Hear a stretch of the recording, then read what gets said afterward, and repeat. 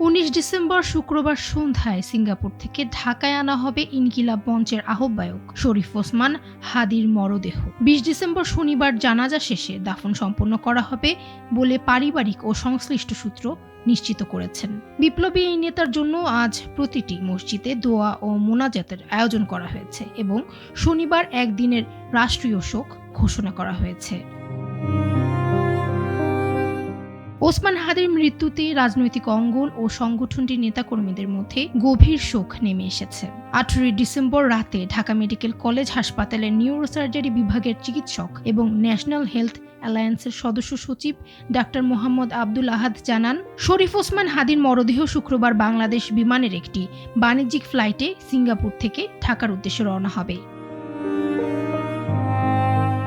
Doctor Mohammad Abdul আহাদ আরও জানান, স্থানীয় সময় শুক্রবার বিকেল 3:50 ফ্লাইটটি সিঙ্গাপুর ছাড়বে। ঢাকার হযরত শাহজালাল আন্তর্জাতিক বিমানবন্দরের ফ্লাইটটির সম্ভাব্য অবতরণের সময় সন্ধ্যা 6:05। এছাড়া পরিবারের পক্ষ থেকে জানানো হয়েছে, মরদেহ দেশে পৌঁছানোর পর প্রয়োজনীয় আনুষ্ঠানিকতা শেষে শনিবার তার জানাজা অনুষ্ঠিত হবে।